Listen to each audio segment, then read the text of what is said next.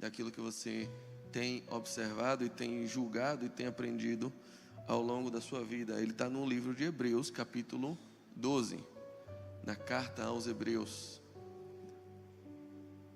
Eu queria que você examinasse esse texto comigo. É um texto muito precioso, eu acho que ele tem muitos ensinamentos, muitas coisas legais para nos comunicar.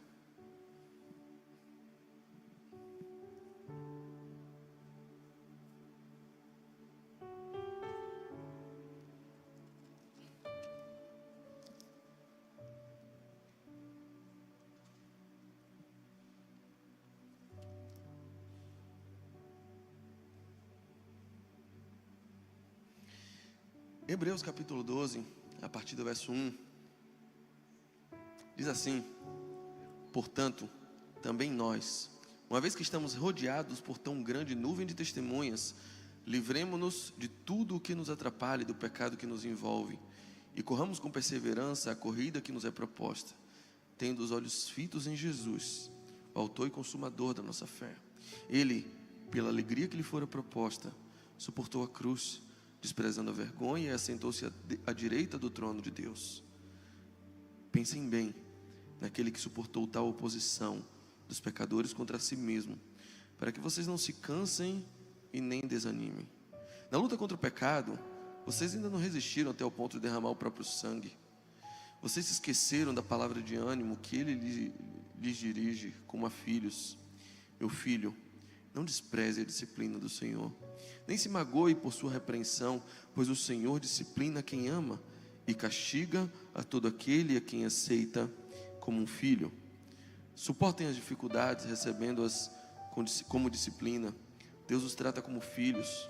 Ora, qual é o filho que não é disciplinado por seu pai? Se vocês não são disciplinados, e a disciplina é para todos os filhos, então vocês não são filhos legítimos, mas sim ilegítimos. Além disso, tínhamos pais humanos que nos disciplinavam e nós os respeitávamos. Quanto mais devemos submeter-nos ao Pai dos Espíritos para assim vivermos. Nossos pais nos disciplinavam por curto período, segundo lhes parecia melhor. Mas Deus nos disciplina para o nosso bem, para que participemos da sua santidade. Nenhuma disciplina parece ser motivo de alegria no momento, mas sim de tristeza. Mais tarde, porém, produz fruto de justiça e paz para aqueles que por ela foram exercitados. Portanto, fortaleçam as mãos enfraquecidas e os joelhos vacilantes. Façam caminhos retos para os seus pés, para que o manco não se desvie, antes seja curado. Esforcem-se para viver em santidade, para viver em paz com todos e para serem santos, porque sem santidade ninguém verá o Senhor.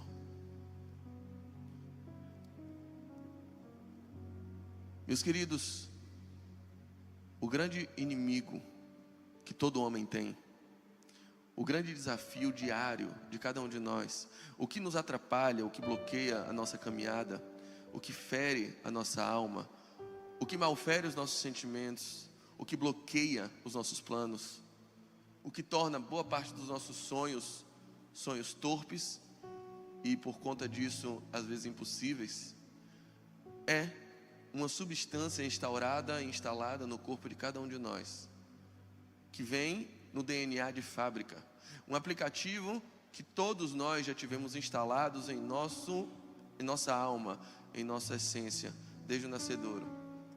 Um vírus chamado pecado. O pecado macula tudo o que fazemos. O pecado macula nossos sonhos, o pecado macula nossas intenções. O pecado não é necessariamente aquilo que fazemos. O pecado é a essência que corrompe o que fazemos. O pecado é o vírus que se instala em nosso ser, a ponto de tudo o que fazemos estar corrompido. Todas as nossas boas intenções, na verdade, são intenções, se a gente for analisar no mais profundo, no maior âmago possível daquilo, são intenções que visam uma satisfação própria, sempre a idolatria do ego. No mais das vezes, tudo que fazemos por nós. A esmola que você dá no sinal de trânsito, pensando em estar ajudando alguém, no mais das vezes, não passa de um alívio de mente para você dormir em paz com a certeza de dever cumprido. O perdão que oferecemos para alguém, no mais das vezes, não visa uma bênção, uma ajuda, um adjutório para aquela pessoa.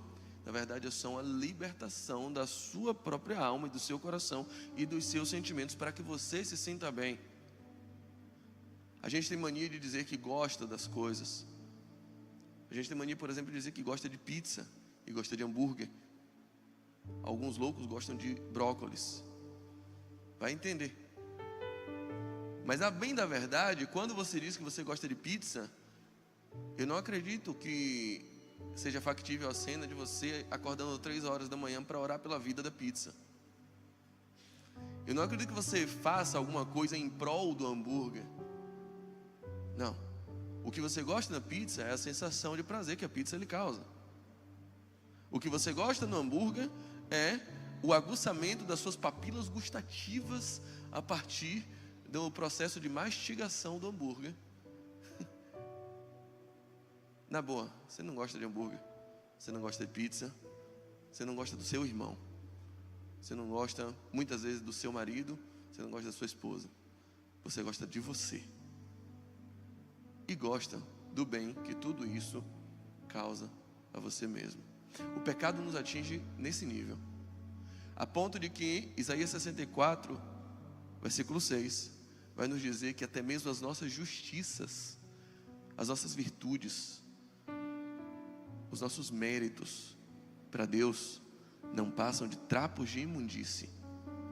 Tudo em nós foi afetado pelo pecado. Tudo em nós foi afetado por esse vírus maldito que contamina até mesmo as nossas boas ações, porque no mais profundo das nossas intenções, que dão o destino das nossas ações, no mais das vezes, elas também são egoístas. Até aquilo que fazemos pelo outro, aparentemente, quase sempre estamos fazendo por nós. Fazendo para ter uma melhor foto no Instagram, fazendo para aparecermos bons. Até que nível você quer fazer o bem, ou você quer fazer algo com que você pareça bom? Diante disso, eu tenho aqui para te dizer que, do texto que a gente leu, talvez o versículo que mais evidencie uma marca em nosso coração e que a gente mais tem a tendência de guardar na memória é o último dos versículos. O texto que a gente leu encerra com uma máxima que a todo momento é lembrada por nós. Uma máxima pregada, uma máxima cantada em louvores, uma máxima que quase todo crente sabe repetir, quase todo cristão sabe repisar. A ideia de que sem santidade ninguém verá a Deus. Há uma ordem de Deus para que sejamos santos. E Ele diz, porque sem a santificação, sem santidade, ninguém verá a Deus. E a gente absorve isso como um dever de casa, como uma meta a ser cumprida, e elencando situações que a gente deve ter em mente para não quebrar a nossa santidade, porque a quebra da santidade nos tiraria o mérito de poder um dia ver a Deus. E a gente vai encarando isso como o mérito a ser cumprido, como o dever a ser cumprido, porque senão eu vou para o inferno, e eu não quero ir para o inferno, eu quero ser santo. E se eu só posso ganhar o prêmio de ver a Deus se eu cumprir todos os requisitos de santidade. Você consegue entender que até no nosso desejo de ser santo tem egoísmo e tem uma tentativa de, obviamente, nos safar de uma condenação? Tem um desejo de mérito, tem um desejo de merecer alguma coisa. Até a nossa santidade parece maculada.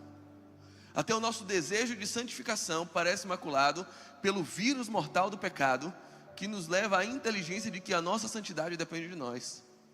Eu só vou ver Deus, eu só vou para o céu, eu só vou herdar o reino, eu só vou merecer olhar para a face dele e ouvi-lo chamando pelo meu nome, se eu fizer por merecer, exercendo santidade, exercendo padrões e me adequando a um padrão de santidade.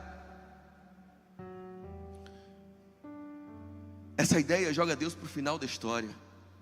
Eu estou aqui lutando sozinho, me esforçando, me acabando, exercendo o mérito de ser santo, de ser reconhecido como um santo, para que então eu mereça, no final da história, ter um encontro com Deus. Mas aí eu volto para o início desse texto. E no início desse texto, o escritor de Hebreus nos dá argumentos suficientes para que a santidade seja exercida desde logo. Em primeiro lugar, ele diz assim: nós estamos rodeados por uma imensa nuvem de testemunhas. E esse capítulo 12 vem logo depois do 11. Você não precisa ser um grande matemático para fazer esse raciocínio.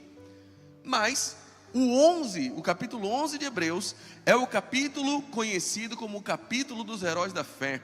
É o capítulo onde há um testemunho de muitos homens que foram valiosos pelo seu legado e que exerceram fé, e que a partir do exercício deles nós temos uma grande inspiração e um padrão moral, um padrão espiritual a ser seguido. O capítulo 11 fala de homens notáveis, e ele vai dizer, o escritor, que eram homens dos quais o mundo não era digno. E ali temos o exemplo de Noé, temos o exemplo de Abel, temos o exemplo de Isaac, de Jacó, de Abraão. Há muitos homens, Moisés, que andaram pela fé. E esse exemplo de fé agora forma uma nuvem de testemunhas que estão como se fosse olhando para nós, com seu exemplo brilhando sobre nós e nos inspirando a ponto de termos para onde olhar.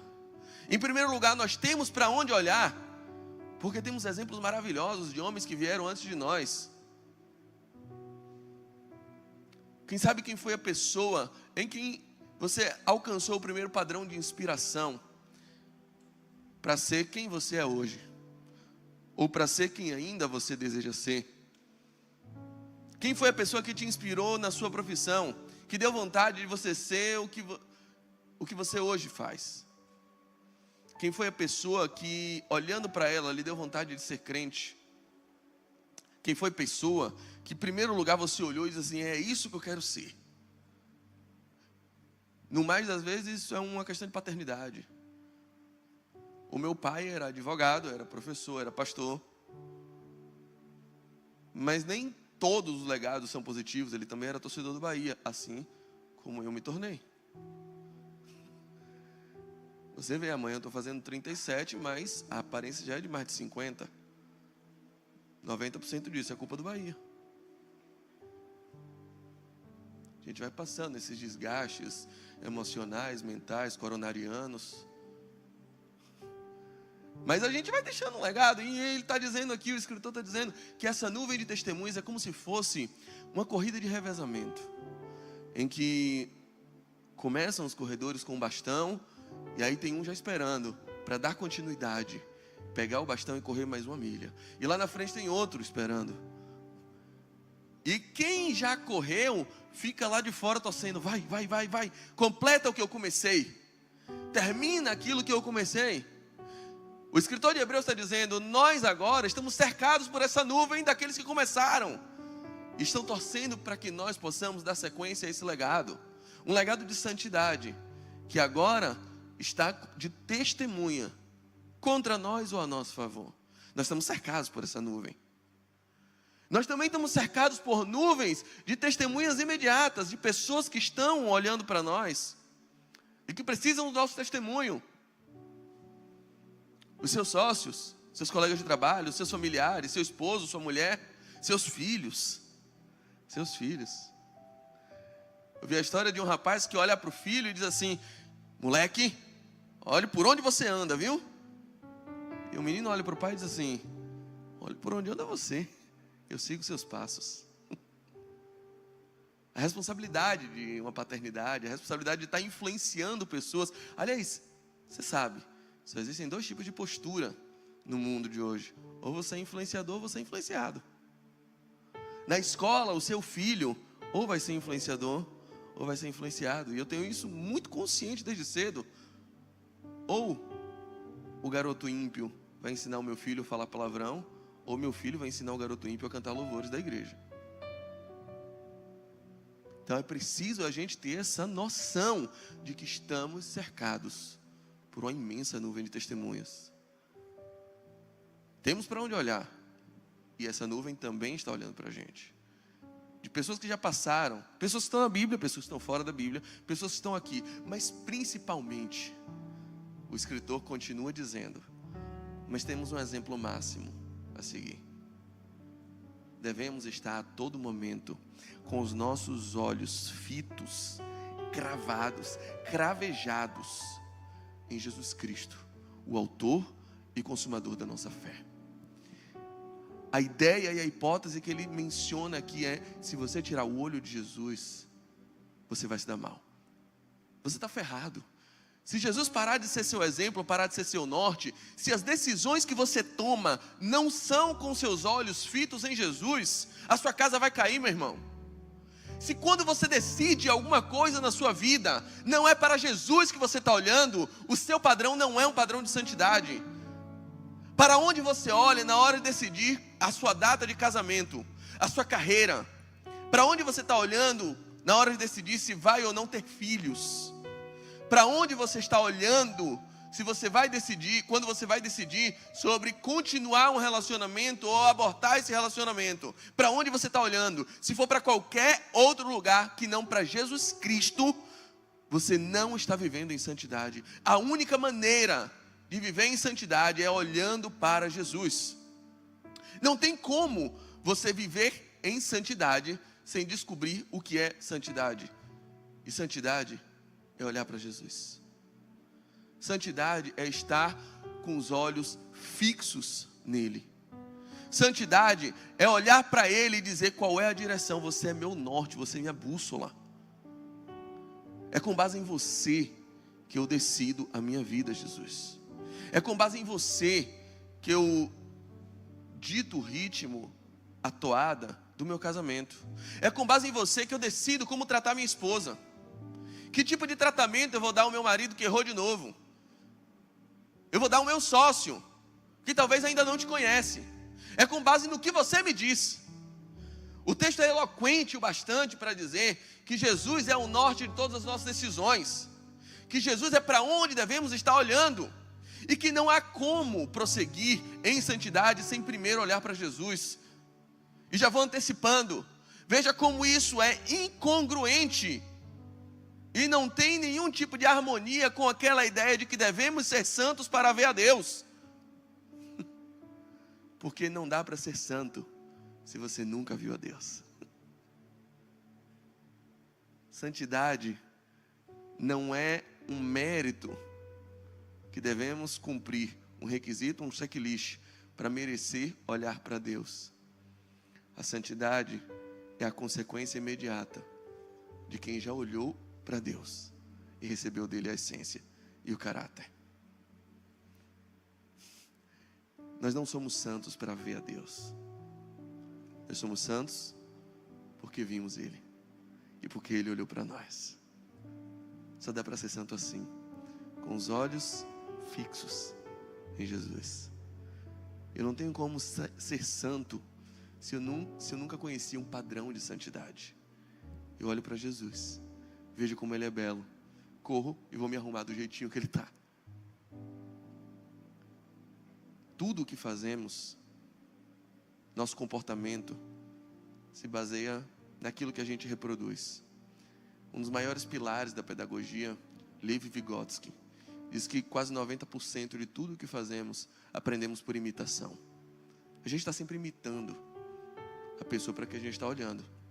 É por isso que normalmente o filho mais novo, ele começa a falar mais rápido do que o filho mais velho falou. Porque o filho mais velho, ele está olhando para um adulto distante. Mas o filho mais novo, ele está olhando para uma criança que fala. Então ele diz, esse otário do meu irmão pode falar, eu falo também. Ele consegue assimilar mais rápido, porque ele está vendo alguém do tamanho dele falar. Nós estamos imitando tudo. Ou você nunca conheceu aqueles baianos sem personalidade, que vai 3 meses para o Rio de Janeiro e volta falando esquerda e casquinha?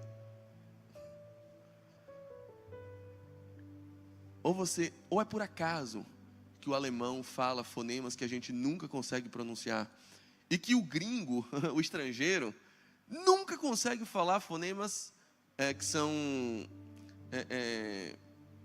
aquele ão. Peça para um estrangeiro, peça para um americano falar americano, americano. Ele não fala, ele não consegue, porque o aparelho fonador dele não é habilitado para isso. E como é que o aparelho fonador dele se molda? A partir do que ele ouve, a partir do que ele absorve.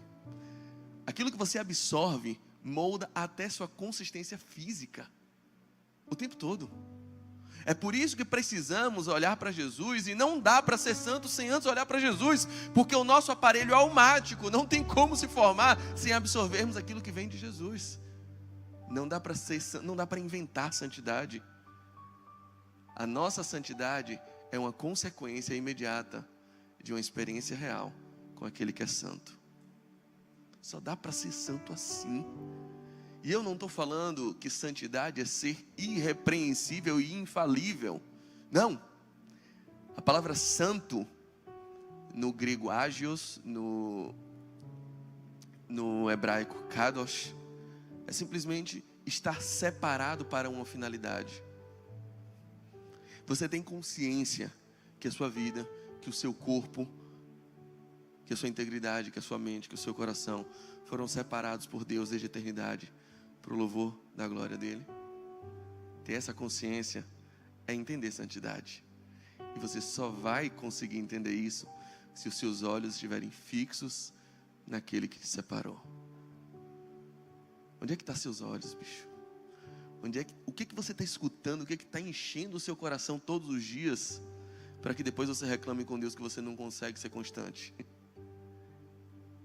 Só dá para ser constante, só dá para encontrar o padrão de santidade, só dá para encontrar um padrão que te eleve a ter uma vida plena, mesmo aqui na terra. Não essa vida de altos e baixos, do aqui está raso, aqui está fundo o tempo todo, sabe? Só dá para fazer isso se enchendo de Deus, ouvindo o sotaque dele, formando o seu aparelho fonador, seu aparelho almático, formando o seu interior a partir daquilo que você absorve, olhando e ouvindo tudo que vem dele. Nós não somos santos para ver a Deus. Nós nos tornamos santos a partir do momento em que o vimos. Tendo, pois, os olhos fixos no autor e consumador da nossa fé. Ele suportou a oposição dos pecadores contra si mesmo, para que vocês não se cansem e nem desanimem. Quando você olha para ele, você encontra ânimo. Você encontra renovo para as suas forças, porque você vê que ele enfrentou uma batalha que você não teria como vencer, porque você vê que o castigo que nos traz a paz já está sobre ele, porque você vê que pelas suas pisaduras nós já fomos sarados, porque você vê que você não precisa se estressar com um inimigo invencível, se você tem um irmão maior que luta por você. Olha para ele e você começa a descansar. Olha para ele e você começa a entender que a vida não é esse palco de méritos, que santidade não é essa coisa louca que você está vivendo, de uma série de comportamentos, de regrinhas a serem decoradas, de uma roupa a ser vestida, de amigos que você pode andar e amigos que você não pode andar, de coisa que você pode comer, coisa que você não pode comer, de bebida que você pode beber, bebida que você não pode beber, e ter que decorar tudo isso. Ninguém suporta isso. A santidade é simplesmente olhar para Jesus e tomar todas as decisões, inclusive aquilo que você come, aquilo que você bebe, baseado naquilo que vai glorificar mais o nome dele. Quer comamos, quer bebamos, façamos tudo para a glória de Deus. Isso é santidade. É saber que desde a fundação do mundo eu era um ser informe e ele já tinha me separado para ser o melhor argumento dele aqui na terra. Jó um dia foi separado, e um dia que Satanás tentou acusar Deus de não ser amado por ninguém, senão comprando com bens, com família e com saúde, dizendo: Jó não te teme por acaso. Deus olhou para Satanás e disse: mentira tua. Mentira como? Eu vou lhe provar. Qual é a sua prova? Minha prova se chama Jó. Jó, veja, o livro de Jó não é sobre Deus agindo em favor de Jó, é sobre Jó agindo como argumento em defesa de Deus. Porque Deus é que está no banco dos réus. É Deus que está sendo acusado de não ter amor de ninguém a não ser subornando. Satanás acusa isso. Deus, você só é amado porque você suborna. E Deus está dizendo, é mentira. Me prova que é mentira. Vou provar. Minha prova se chama Jó. Eu chamo Jó como minha testemunha. Jó foi separado para isso. E se você hoje fosse testemunha de Deus, será que ele perderia o processo? Será que você iria na audiência? Você está pronto para ser o argumento de Deus aqui na terra? Ele está dizendo, Jesus suportou para que vocês não cansem, para que vocês não desanimem. Mas às vezes, nessa jornada, Ele está dizendo, mas tem uma coisa, volta e meia, Ele vai puxar a orelha de vocês. Volta e meia, vocês vão se ver às voltas com alguns castiguinhos, com algumas puxadas de orelha, que Ele vai dar em vocês. E aí, não fique triste quando isso acontecer, não. E não ache que Deus te odeia. E não ache que Deus está contra você. E não ache que Deus ama todo mundo menos você. E não ache que acontece na vida de todo mundo, menos na sua. Só saiba que Ele é pai e está te disciplinando como pai. E que algumas vezes você pode chorar sim. E que nem todas as vezes você vai entender a repreensão do seu pai. Aí você vai dizer, Deus, é um absurdo. Está dando certo na vida de todo, mas todo mundo está casando, menos eu. Aí Deus olha para você e diz o quê? Você não é todo mundo. O que todo pai e toda mãe fala para todo filho. Você não é todo mundo. Como assim eu não sou todo mundo? Ele vai dizer, não. Você é separado. Você é kadosh. Você é alguém que eu separei para um outro propósito. Eu não sei qual é o propósito de Deus na sua vida, mas eu aprendi a confiar no meu pai. Eu aprendi a confiar nesse pai amoroso que me ama e que cuida da gente de uma forma que você não poderia se cuidar sozinho. É claro que nem toda criança, nem todo adolescente entende a repreensão de um pai. Mas essa repreensão que na imaturidade a gente não entende, essa repreensão que na imaturidade, que na criancice, a gente odeia, a gente se volta com ódio para os nossos pais. Aliás, o sonho de todo menino que virou adolescente é matar o pai, né? Eu não sei o que dá na cabeça desses infelizes, mas vira um negócio estranho, que Deus me defenda. Era uma princesa, agora só veste preto, pinta a cara com a lágrima caindo aqui. É um negócio louco. Mas veja, quando a maturidade vem, aquilo que antes era castigo, vira bênção. Você lembra quando um dia foi penoso, sua mãe dizendo assim, vai comer tudo? Era castigo. Hoje, ô Binho. Hoje ele tem que dizer, calma, não coma tudo não, pô. Mas pense nas vezes que ela mandou você ir para a escola e você, mas minha mãe, eu estou doente. Vai para a escola sim. E você odiava ir para a escola. Tinha que aprender aquele monte de baboseira. Você preferia filar aula jogando dominó. Parecia castigo, né? Ir para a escola parecia castigo. Aí hoje está você aí adulto, tentando passar num mestrado caríssimo, que você faz questão de pagar. Está aí você hoje, se matando para ser aprovado, para poder estudar. Que você entendeu o valor daquele castigo. E hoje, você sabe que na verdade aquilo é uma bênção. Hoje você entendeu o valor. Por quê? As coisas mudaram? Não. Você amadureceu. Nem sempre a gente entende o valor de um castigo. Mas o seu pai sabe o que está fazendo. Ele vai dizer, ele cita aqui um texto de Provérbios 3, 11 e 12, onde ele fala, entenda, meu filho, não despreze a disciplina do Senhor, e nem se magoe com a sua repreensão. O Senhor disciplina quem ama, castiga todo aquele a quem aceita como filho. Ele vai dizer de forma muito clara, O escritor de Hebreus diz assim: se vocês não são disciplinados, verso 8, a disciplina é para todos os filhos, então vocês não são filhos. Uma das coisas mais duras que a Bíblia elenca como fruto, como resultado da ira de Deus, é quando Ele para de castigar alguém. É quando Ele mesmo irado diz assim: ó, faça o que você quiser. Isso é símbolo de um Deus irado. Se Deus não está te disciplinando, meu irmão, esse talvez seja o pior estágio da sua vida, em que Ele já não te reconhece como filho, e que já não há pacto entre vocês. Fuja disso. Clame por misericórdia e diz: Senhor, me adota.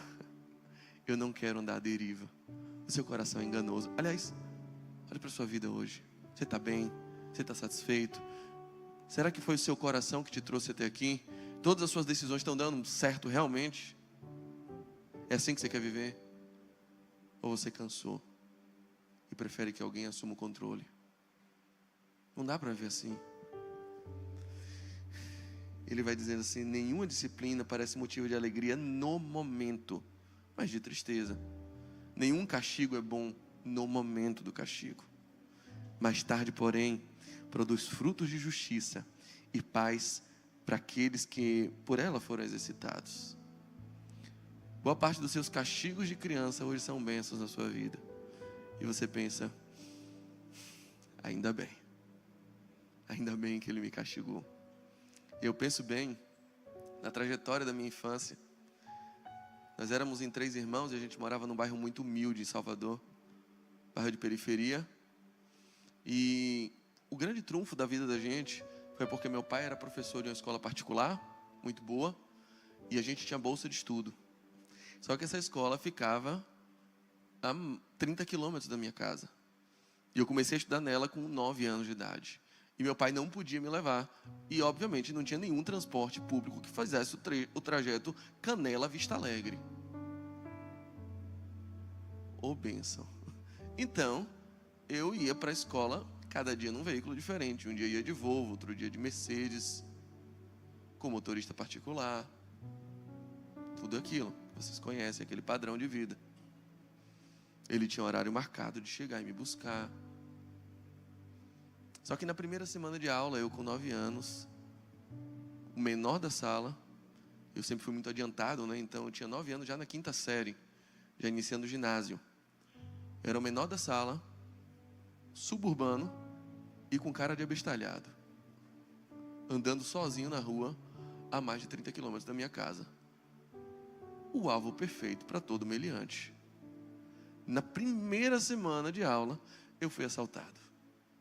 Cheguei em casa chorando, triste, taciturno, depauperado, destruído, abatido. E meu pai se compadeceu.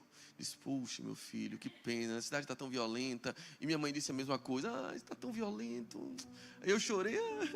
Aí no final meu pai falou assim: só tem uma coisa, amanhã você vai de novo, tá? Aí eu: como assim, meu pai? Vai para a mesma escola, no mesmo ônibus. Se vir aquele cara de novo, corra desse seu jeito. Paciência. Você não vai fazer nada, ele vou continuar te mantendo na escola, porque é só essa que eu tenho condição de te manter. E isso vai fazer a diferença para você lá na frente. Eu não entendi. Eu tinha 9 anos de idade e achei ele o pai mais desnaturado do mundo. Mas fez toda a diferença na minha vida. E graças a Deus, graças só a Deus, isso não é mérito nenhum nosso, mas num lar de subúrbio, graças a Deus o Senhor conseguiu formar em nós 2 advogados e uma médica. E hoje eu entendo a importância daqueles castigos do vai sim, vai de novo, sim, vai com medo mesmo, se for assaltado, vai de novo. Peça para passar por baixo, se roubarem tem o dinheiro. E a gente foi dando jeito, aí era o que tinha. E hoje eu digo: louvado seja Deus. Obrigado, Senhor, por ter feito isso. Eu contei outro dia aqui o testemunho de um jovem, um amigo meu, que era apaixonado por uma garota, uma morena, padrão FIFA, cremosa, linda, e o cara apaixonou, e orou, e a menina não estava nem aí para ele. Relacionaram um pouquinho de tempo, a menina deu um chute mais bonito que aquele que Everaldo deu hoje no Bavi. Para longe, sai. E ele orou, e jejuou, e orava de madrugada, e fez propósito, fez campanha das 7 cabeçadas na cruz, fez tudo. Não deu certo. E ele veio para mim orando e perguntando: pô, mas Saulo, por que Deus não atendeu? Eu fiz tudo, eu orei, eu pedi, eu implorei. Por que Deus não fez isso? Por que Deus não atendeu a minha oração? Eu disse: cara, eu não sei. Ele não me contou. Mas ele não estava afim, ele não deu. Não sei, cara, não sei. Eu não tenho todas as respostas. Às vezes ele achou que não era bom. Como não era bom, Saulo? Você já olhou para ela? Olhei para ela, olhei para você. Eu acho que não era bom para ela, inclusive.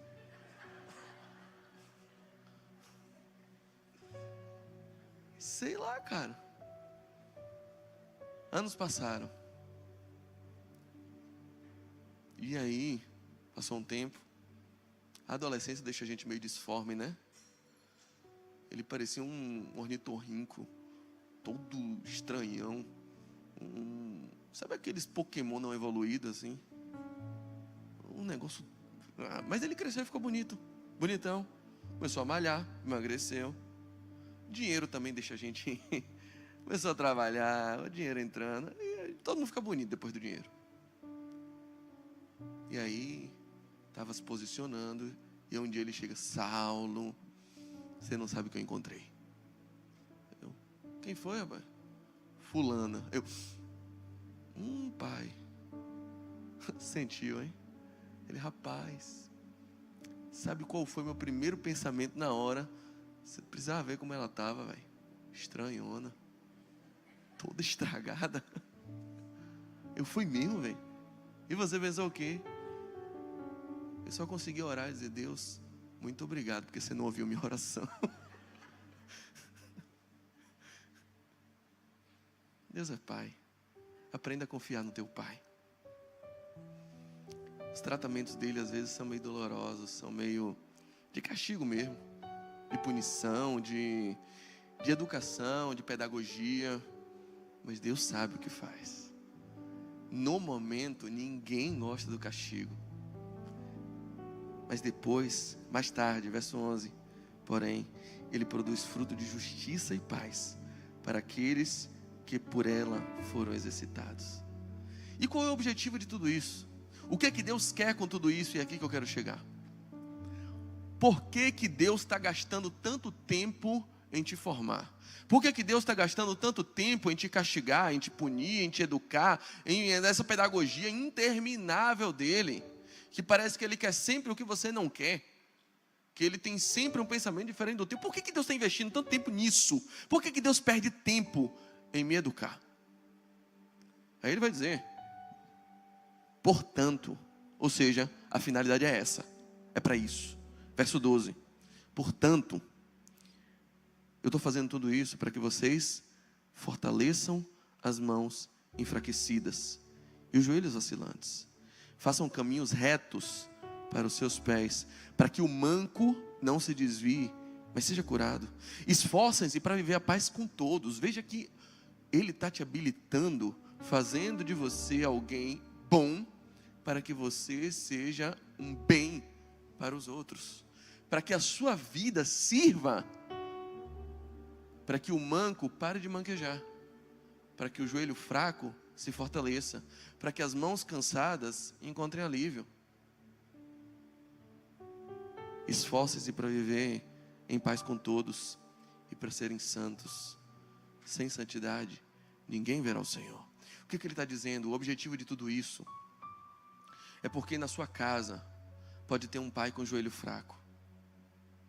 Pode ter um tio que um dia teve mãos fortes, mas hoje está fraquinho. É por causa do teu irmão manco.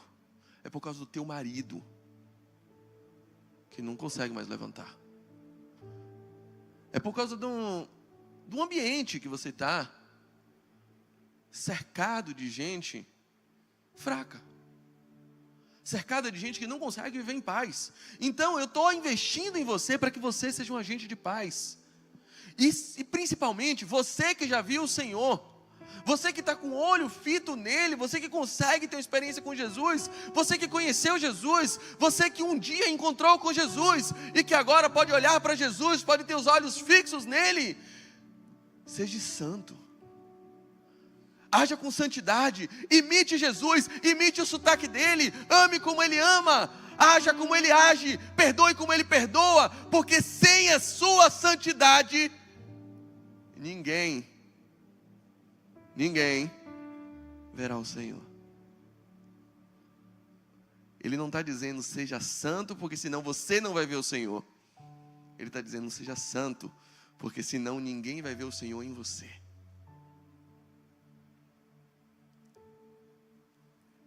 Eu aprendi desde cedo que o cristão lê a Bíblia, mas o não cristão lê o crente. Você pode ser a única Bíblia que muita gente vai ler no mundo. Você pode ser o pedaço mais próximo de Deus que muita gente vai enxergar. Eu estou falando com gente que está desesperada porque o casamento está desmoronando. Eu estou falando com pessoas que desejam ser mais influentes, que querem, que sonham em ter um escritório cheio do Espírito Santo. Querido, se você quer ter o Espírito Santo dentro do seu escritório, a única forma disso acontecer é o Espírito Santo entrar em você e você entrar no seu escritório. É a única forma disso acontecer. O Espírito Santo hoje não se ocupa e não perde tempo preenchendo lugares. Ele preenche pessoas. O nosso desejo de ser santo não é para ver Deus, porque não dá para ser santo sem antes ter visto Deus. Nós estamos já lá desde o início do texto com os olhos fixos em Deus, fixando em Jesus. Estamos olhando para Ele, e olhando para Ele nós conseguimos entender o que é santidade. Nosso desejo de ser santo é para que, assim como a santidade dele nos atraiu, a nossa santidade possa atrair muitos outros irmãos, possa impactar o seu escritório, a sua casa, a sua família, o seu lar, seus filhos. Não é por acaso que muita gente não consegue dar tanto valor e credibilidade à sua fé, porque a fé não é tanto algo que se pronuncia, é algo que escapa e transcende e trescala, e o odor sobe diante das nossas atitudes e ações. O mundo respeita a sua fé, o mundo só não respeita a sua incoerência. Eu já falei aqui também outro dia, a maior parte dos ateus que eu conheço não são frustrados com Deus, são frustrados com os cristãos. Eles são intolerantes ao comportamento daqueles que dizem crer em Deus. Sem santidade, ele nunca verá Deus. Sem a minha santidade, ele nunca vai ver a Deus. Comentei também, já há alguns cultos atrás, de um rapaz que eu tive o privilégio, um grande amigo, de muito tempo, trabalhou comigo há mais de 10 anos. Eu tive o privilégio esse ano de celebrar o casamento dele. Esse ano que passou. Ele sempre se declarou ateu. Mas como assim ateu? Aí ele me chama para fazer o casamento dele. Vem cá, Felipe. Você é ateu. Aí chama um pastor para fazer seu casamento, cara. Que história é essa, rapaz? Ele, olha, assim como você, eu sou só um convidado no meu casamento. Tive direito de escolher nada. Nem o local, a data, a minha roupa eu não pude escolher. Ela disse, você vai casar com essa aqui. Aliás, é bom quando a gente passa por isso, né? Eu sempre sonhei, sempre pedi a Deus que Ele me desse a mulher certa. E Ele atendeu. Não adianta discutir com minha esposa, ela está sempre certa. Eu acredito que muitos irmãos aqui podem estar se identificando com essa palavra agora. E o Felipe se identificou com essa palavra. Ele disse, cara, eu não pude escolher nada. Aí ele vai dizer, essa pessoa aqui não vai para a festa. Ele disse, mas é minha mãe. Não gosto dela. Mas vou deixar. Só essa. Ele, rapaz, não escolhi nada. Mas eu fiz questão de escolher uma coisa. Eu disse, eu tenho uma cláusula inegociável. A única. Aí ela, Ele dizia, eu quero escolher o celebrante. Aí ela, quem seria? Um amigo meu que é pastor. E aí eu disse, cara, como é que pode você é ateu? Por que você escolheu um pastor? Ele, pois é, Saulo, é isso que eu queria lhe dizer. Eu era ateu até antes de lhe conhecer. Conhecer você mudou minha concepção sobre Deus. Eu posso ainda não me declarar cristão, mas depois de conhecer, eu não tenho como negar que Ele existe. O que Deus vai fazer na vida dele, eu não tenho a menor ideia. Mas eu acredito que através do meu testemunho, da minha vida, Ele já pôde pelo menos ver um pedacinho da glória de Deus, que eu creio e oro, ainda vai se revelar profundamente para Ele. Você quer ser santo? O Senhor Jesus está fazendo um convite hoje à santidade. Quem quer ser santo? Olhe para Jesus. Olhe para Jesus. E aí você não precisa olhar para um céu distante, inacessível, num alto sublime trono, não. Faz uma coisa agora.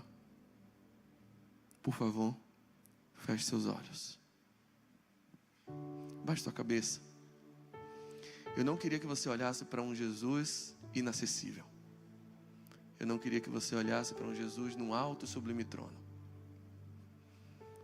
Eu queria que você olhasse para um Jesus que está aí agora, passeando do seu lado, te dizendo, não temas, porque eu sou contigo. Não temas porque eu te ajudo. Eu te remi, eu te conheço, eu te chamo pelo teu nome. Eu quero que você tente olhar para um Jesus palpável, que fala, que ouve, que responde, que nos compreende, que ouve nossas confissões e não nos condena por causa delas. Um Jesus com quem você pode abrir o jogo. Um Jesus onde você pode expor tudo e colocar na mesa. Um Jesus para quem você não precisa fingir. É para esse Jesus que eu quero que você olhe. O Jesus que abraça, que acolhe.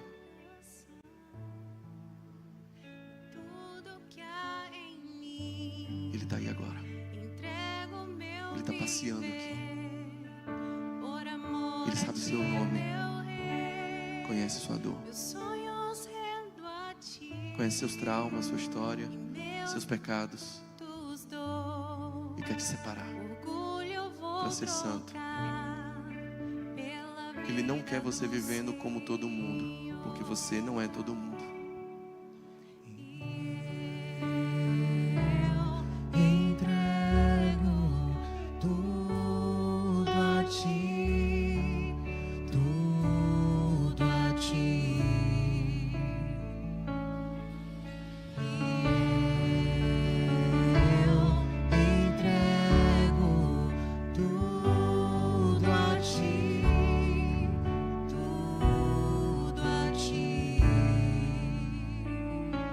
Fique de pé.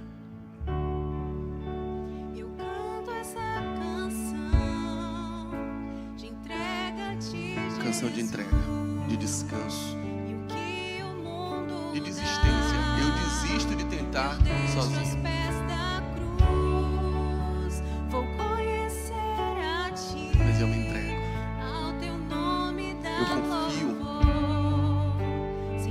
olhar para Ele. Eu quero aprender com Ele. Eu quero receber a essência dEle. Eu não quero ser santo para ganhar. Eu quero ser santo porque já ganhei.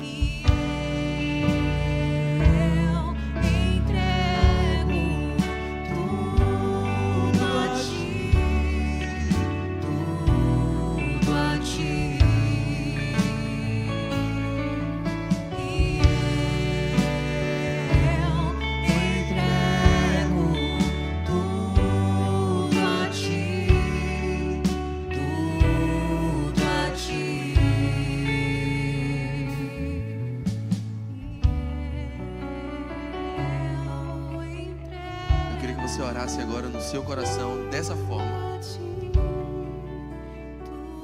falando como quem fala um amigo, como Moisés pode falar, como Abraão pode falar, você também pode. Não use palavra bonita, troque o tu pelo você. Fale agora sabendo que Ele está. Você não precisa de palavras. John Bunyan dizia que as orações mais poderosas muitas vezes têm mais gemidos do que palavras. Às vezes ela tem mais lágrimas do que eloquência. Mas diga para Ele o quanto você deseja ser santo. Se você quer ser separado por Ele, se você quer ter essa experiência de que através de você pessoas possam ver a Deus, através de você pessoas possam ver Deus na sua vida, possam ser impactadas, que a sua presença nos ambientes possa mudar a história daqueles lugares, que aquele escritório nunca mais seja o mesmo depois que você entrar nele, que aquele hospital, que aquele consultório nunca mais seja o mesmo depois de você entrar lá, porque agora você é santo, e com santidade todo mundo verá Deus. Com a sua santidade, com a glória de Cristo brilhando em você, não haverá mais manco, não haverá mais ninguém com os joelhos fracos, não vai ter mais ninguém com as mãos vacilantes, porque você vai fortificar seus irmãos. A graça não é somente aquilo que nos faz um favor, a graça é sobretudo aquilo que nos faz e nos torna favoráveis ao mundo. É isso que Jesus quer fazer com você. Ele não quer só te abençoar, mas Ele quer transformar você em um veículo de bênçãos, em um canal de bênçãos, em um abençoador, em um distribuidor daquilo que Ele está fazendo.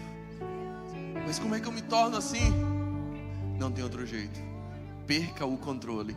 Pare de achar que você pode controlar a tua vida. Pare de achar que você pode controlar até sua santidade. Pare de achar que todo o mérito está em tua mão. Pare de achar que tudo, a resolução de tudo é por conta do seu talento, é por conta do seu currículo, é por conta dos idiomas que você fala, é por conta dos gritos que você dá. Pare de achar que está tudo na tua mão. Pare de achar que você está com o controle da tua história. Não tem jeito, não tem outra alternativa. Perca o controle e diga: eu me entrego. Eu entrego tudo na tua mão, Senhor. E confie e descanse.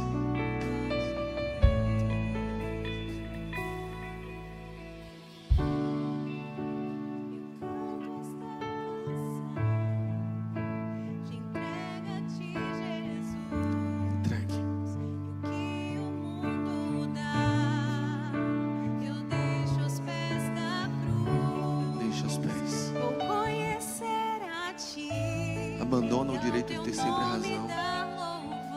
Abandona essa certeza absoluta de tudo. Abandona essa vontade de falar e começa mais a ouvir. Entrega, entrega.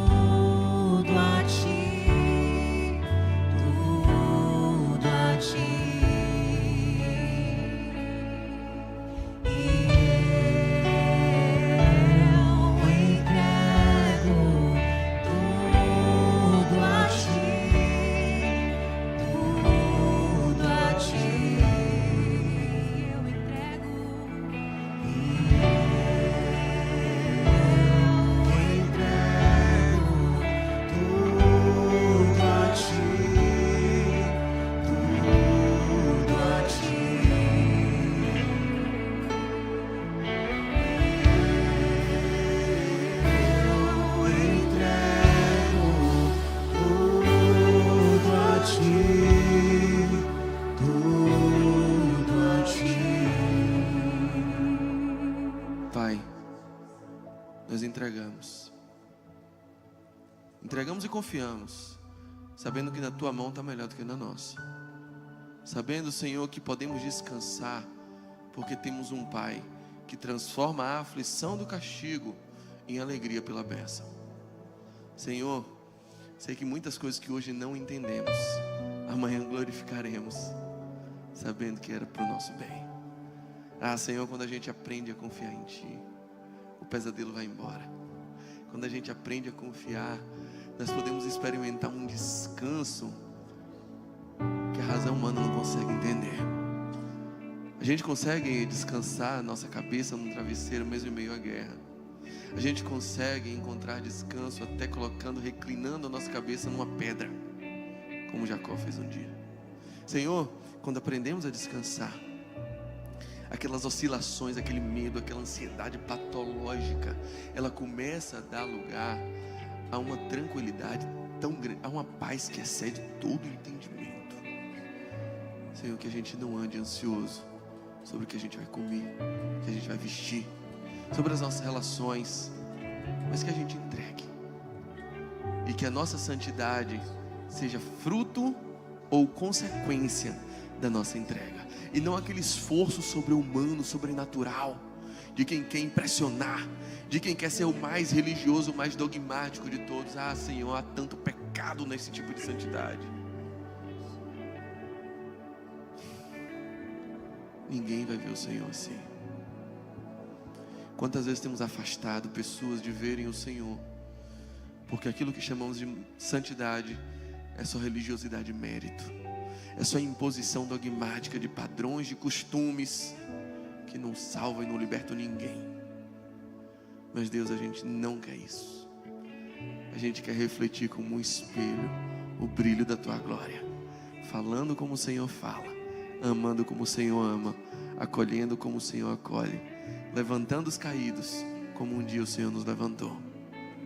Usa-nos para isso, para sermos louvor da Tua glória, para sermos espelho da Tua conduta, para sermos reflexo do Teu caráter. É isso que te pedimos, e no Teu nome nós dizemos que o amor de Deus, o Pai, que a graça salvadora do Filho Jesus, que a comunhão do Espírito Santo seja com todos aqueles que desejam ser santos em Cristo, desde agora e até o céu. Amém, amém e amém. Que você tenha uma excelente semana na presença daquele que é santo, santo, santo.